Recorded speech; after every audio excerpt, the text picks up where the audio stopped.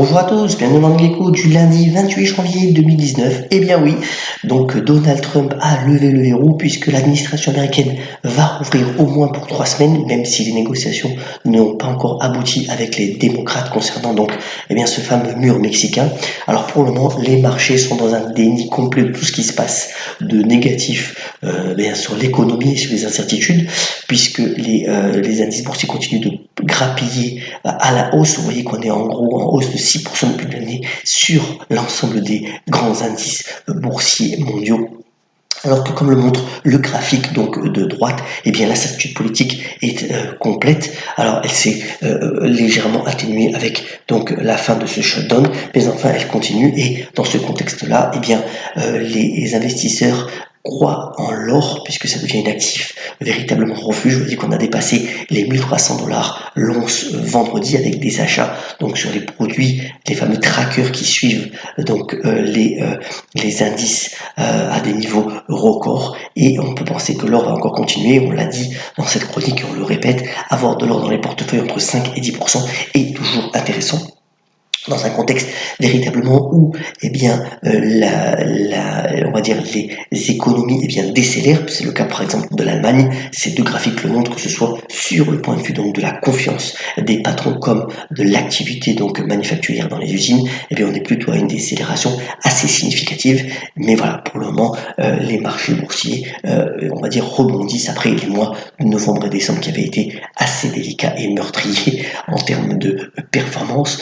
C'est une reprise, et cette semaine est assez clé puisque on aura plusieurs éléments. Alors d'abord, bien entendu, sur le Brexit, vous voyez cet excellent dessin de Cal. On verra demain, le Parlement britannique va voter pour donner une direction à ce Brexit. Est-ce qu'il y aura un report donc du 29 mars au 31 décembre? On verra bien, mais véritablement c'est un moment clé donc pour ce Brexit demain, le vote au Parlement. On aura aussi la réunion de la Fed mercredi, mais ça on y reviendra, et énormément de résultats de sociétés assez significatifs comme Amazon ou Facebook et encore Apple qui publieront cette semaine et donneront une orientation donc à ces marchés.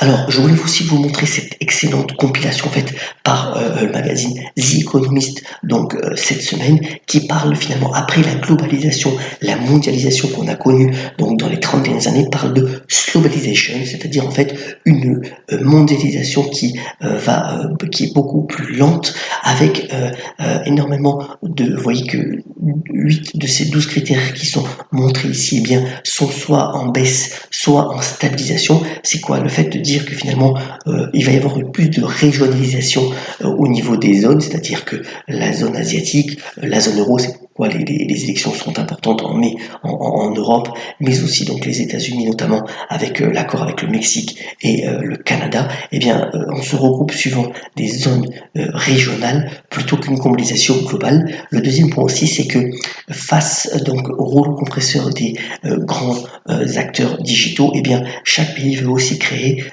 ses propres champions digitaux et essaye de se protéger contre ces énormes mastodontes. Il est net noté aussi que de nombreuses économies émergentes essayent de produire elles-mêmes plutôt que de recevoir simplement les produits de l'usine du monde, c'est-à-dire la Chine. Donc voilà, ce terme-là de globalization qui sera repris, vous verrez, dans la presse économique et financière assez souvent dans les mois et les années à venir.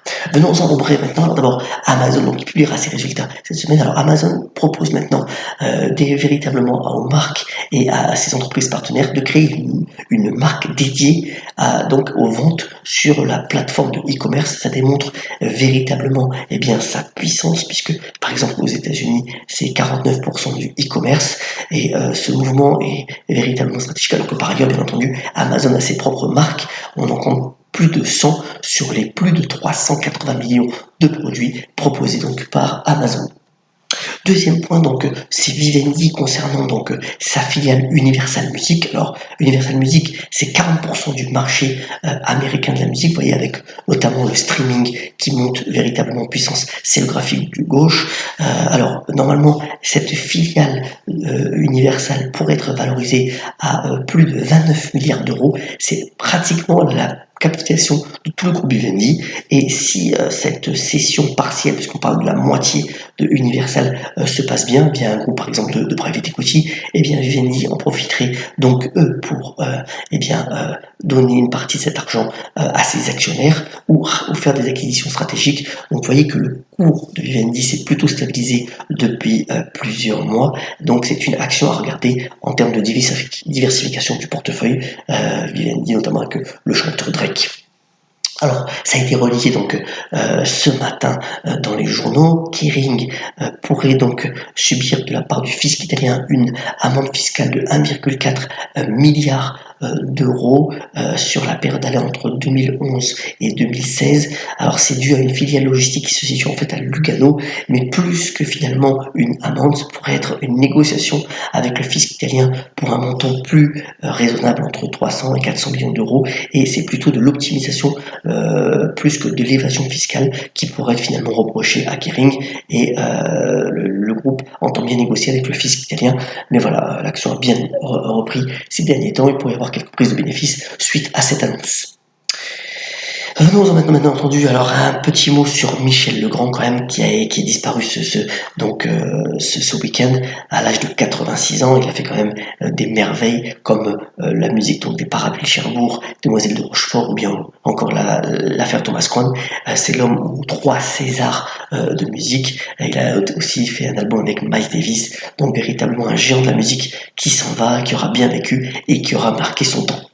Un dernier mot de sport, bien pour revenir un instant sur cet Open d'Australie qui a quand même doté ses participants de 62,5 millions de dollars. Alors les vainqueurs, donc Novak Djokovic et Naomi Osaka, vont gagner chacun 4 millions de dollars. Et puis un hommage aussi à Herbert et Mahut qui ont gagné le double. Ce sont 2 joueurs tricolores et c'est une performance assez intéressante pour le signaler.